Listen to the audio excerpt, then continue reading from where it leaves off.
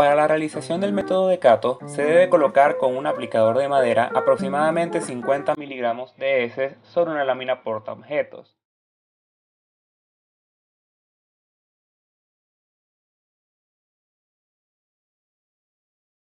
Luego, se debe tomar con una pinza de disección un rectángulo de celofán depositado previamente en solución de Kato, la cual se encuentra constituida por verde de malaquita y glicerina. Posteriormente, el rectángulo de celofán se debe colocar sobre la porción de heces de manera que la muestra quede en el centro, para luego hacer presión con un tapón de goma hasta que la muestra de heces se extienda en un área de 20 a 25 milímetros de diámetro. Se debe realizar la aclaración de la materia fecal en cámara húmeda durante 30 a 45 minutos, proceso que se puede acelerar con una fuente de luz para finalmente examinar la preparación al microscopio con el objetivo de menor aumento, recorriendo toda el área del papel celofán.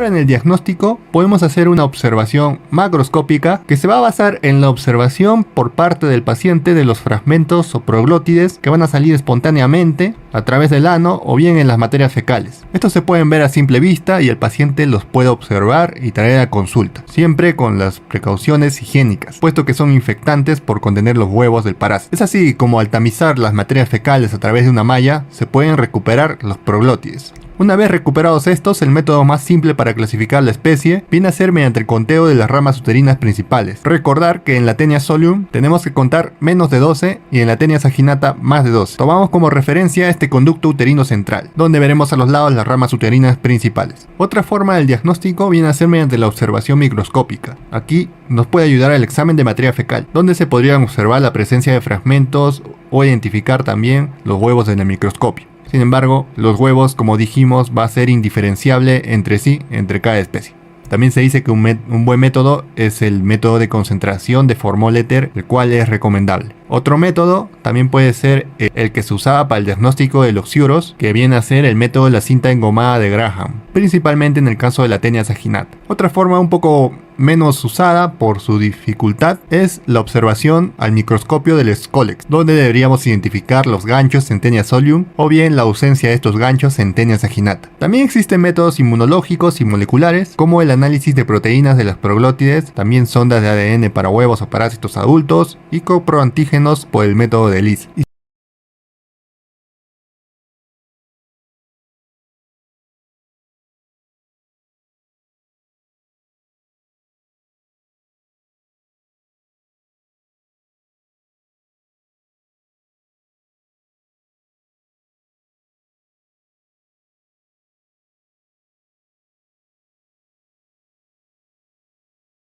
Mencionar que la neurocisticercosis es mediante un diagnóstico clínico que se presume por la sintomatología y los antecedentes epidemiológicos que tenga el paciente. Pero esto se puede confirmar con estudios de imagen, donde se puede incluir radiografías, tomografías computadas y resonancia magnética. Mediante estos métodos se puede revelar la existencia de quistes vivos o que se encuentran en involución o calcificados. También permite identificar los quistes intraventriculares y meningios. Ahora, entre los métodos inmunológicos, el de preferencia es el Immunoblot o Western Blot, por la alta sensibilidad y especificidad que va a tener. Se puede emplear la prueba de ELISA, la cual también presenta buena sensibilidad, pero tiene una baja especificidad. Para confirmación se puede emplear la prueba de PCR. Y cuando se sospecha el diagnóstico de cisticercosis subcutánea o muscular, se puede hacer una biopsia para poder confirmar esto.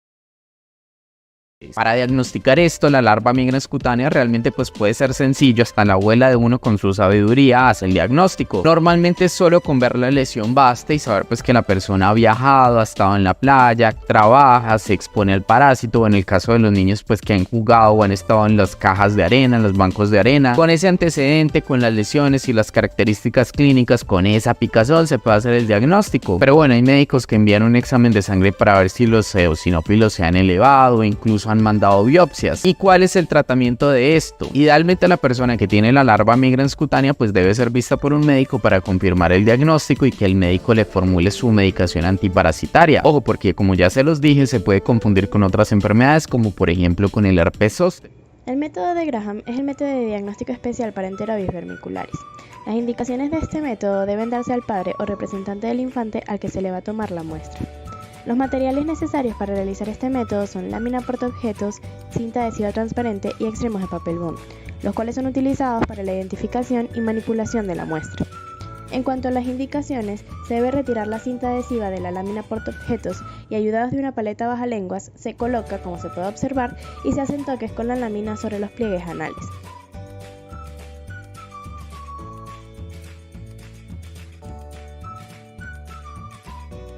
Simulando que la mano fueran los márgenes anales, se debe tocar el área con ambas caras de la cinta para que queden adheridos los huevos de enterobios vermiculares en caso de estar presentes.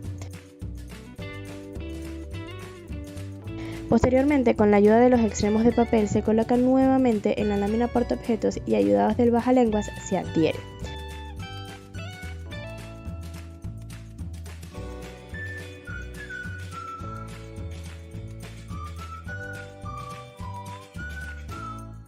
Se debe indicar al familiar que este material debe envolverse en papel higiénico o papel absorbente para ser trasladado al laboratorio.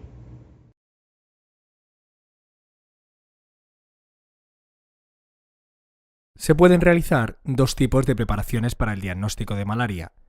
En esta ocasión prepararemos la gota gruesa. La gota gruesa es hasta 20 veces más densa que la extensión de sangre y por ello más sensible. Los parásitos se observan libres ya que los hematíes se rompen durante el procesamiento.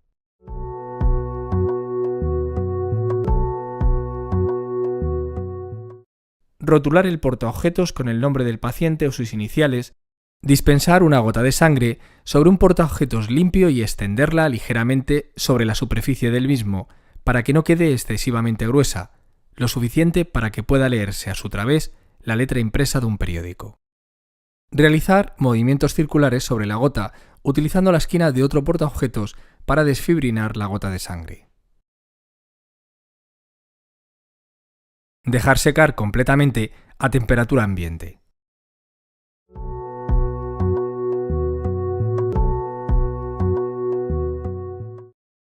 Podemos teñir la muestra de gota gruesa mediante la tinción de Giemsa o la tinción de Field. Si optamos por utilizar la técnica de la tinción de Giemsa, necesitaremos agua y Giemsa. Diluir 1/10 parte de Giemsa en agua. Teñir la preparación cubriéndola con Giemsa durante 20 minutos.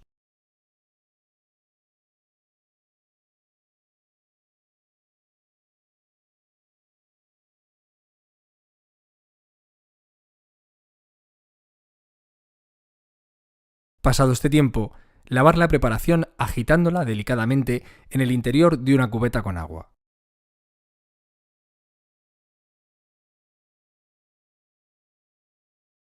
Dejar secar la preparación en posición vertical. Una vez seca, observar al microscopio.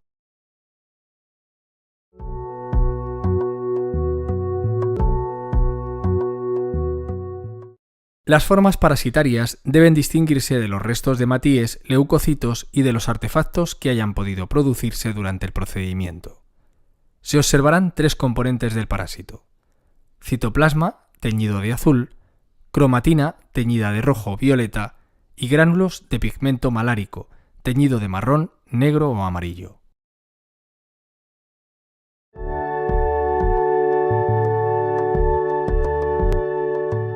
Identificar los tubos y portaobjetos con el número de identificación de cada una de las muestras que se vaya a examinar. En un tubo de boca ancha mezclar 7 ml de formalina al 10% o bien sodio acetato formalina con 1 gramo de heces aproximadamente, ayudándose de varillas de madera hasta conseguir una suspensión turbia. Tirar las varillas en el recipiente o contenedor acondicionado para desechar el material infeccioso. Dejar reposar 15 minutos la muestra. Colar la muestra utilizando un colador y verter el filtrado en un tubo limpio. Lavar cuidadosamente el colador para evitar contaminación cruzada entre las muestras.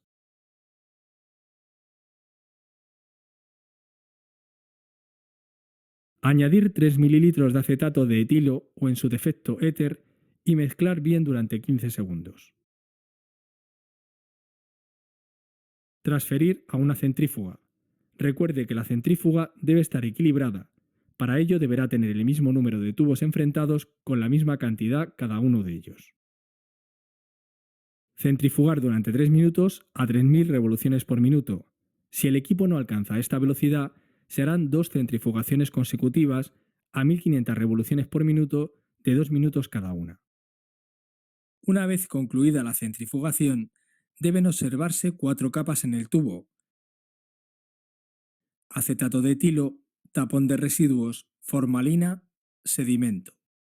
Despegar cuidadosamente el tapón de residuos para evitar que caiga en el sedimento y verter el contenido líquido del tubo en un contenedor para residuos, evitando que caiga el sedimento. En el sedimento restante se encontrarán las formas parasitarias a estudiar. Mezclar bien el sedimento con ayuda de una pipeta y transferir una gota a un portaobjetos limpio.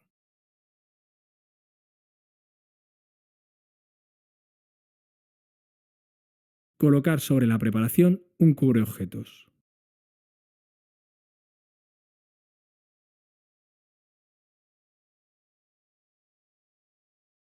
Examinar al microscopio con objetivos de 10 y 40 aumentos.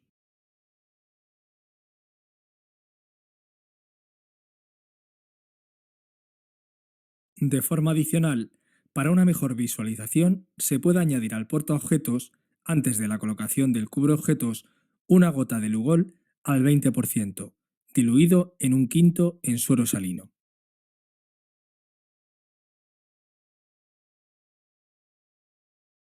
Una vez terminado el estudio, introducir el material utilizado, tubos, portaobjetos, en el recipiente acondicionado para desechar el material infectado.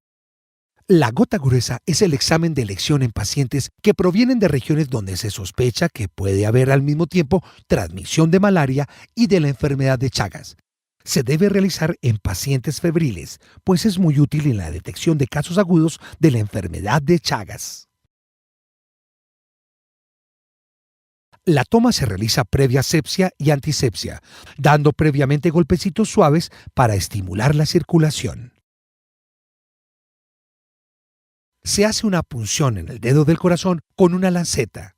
Se deja salir la primera gota de sangre y la que sigue se utiliza para la muestra. La sangre proveniente del dedo del corazón se pone en contacto con una esquina de la lámina. Luego se deposita otra gota en la mitad de la lámina y se lleva al microscopio para ser analizada. Aunque tiene una sensibilidad inferior con relación a los métodos ya descritos, las preparaciones con colorantes son importantes para la comprobación de características morfológicas del parásito.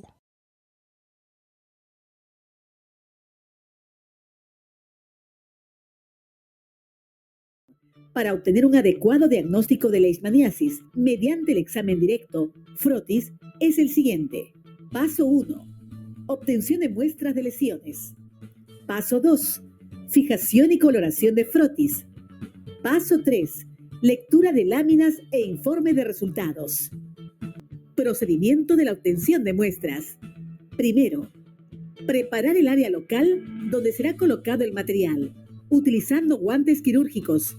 Debe realizarse una limpieza vigorosa del área local de la lesión con agua y jabón, seguida de antisepsia con gasa estéril y alcohol al 70%. Segundo, en algunos casos en que el paciente no tolere el dolor, se anestesiará el área elegida con lidocaína entre 1 a 2%. Tercero, si hay costra, removerla cuidadosamente con el fin de activar la lesión y retirar residuos de medicamento u otras sustancias. Cuarto, la toma de la muestra se realiza utilizando una lanceta, con la cual se procede al raspado horizontal del borde interno de la lesión, tratando de obtener exudado con la menor cantidad de sangre posible. Quinto, extender en una lámina portaobjeto el material obtenido con la lanceta en forma suave, tratando de no destruir los amastigotes. Procurar que el extendido sea delgado y evitar pasar 2 veces por el mismo sitio. Se recomienda realizar 4 o 5 láminas por cada lesión. Sexto, rotular las láminas con el código del establecimiento, nombre completo del paciente y fecha que se realizó la obtención de muestra. Séptimo, Dejar secar a temperatura ambiente. B. Para la fijación y coloración del frotis. Primero, colocar las láminas en una bandeja de coloración en una superficie plana y nivelada. Segundo, distribuir todas las láminas portaobjetos con las muestras fijadas sobre la bandeja de coloración, con una separación no menor de 6 milímetros, para poder manipularlas con seguridad. Cubrir con metanol toda la muestra. Dejar en reposo hasta la evaporación completa del producto. Tercero, para preparar 10 mililitros de solución de trabajo Giensa. En un tubo cónico de 15 mililitros, agregar 10 mililitros de agua destilada, más 20 gotas de solución Madre Giensa, y luego homogenizar para proceder a colorear las láminas. Cuarto, cubrir los extendidos con la solución de trabajo Giensa y dejar reposar por un tiempo aproximado de 30 minutos. Quinto, luego descartar el exceso de colorante y se lava rápidamente con un chorro suave de agua corriente. Sexto, colocar en una granilla de láminas en forma vertical y dejar secar a temperatura ambiente. Lectura de láminas e informes de resultados. Primero, colocar la lámina con el frotis coloreado con Giensa en la platina del microscopio y agregar una gota de aceite de inmersión sobre el frotis. Enfocar el campo microscópico con el objetivo de 10x. Luego pasar al objetivo de 100x. Realizar el barrido de datos de todos los campos microscópicos minuciosamente para la identificación del parásito en su forma de mastigote. Informe de resultados. Se considera positivo al observar la presencia de amastigotes de Leishmania. Se considera negativo cuando no se observa amastigotes de Leishmania. Tercero, retirar las láminas evaluadas del microscopio y colocarlas en posición invertida sobre papel toalla absorbente con la finalidad de retirar el exceso de aceite de inmersión. Luego se coloca en una caja portaláminas hasta ser enviadas al laboratorio de referencia regional para su control de calidad.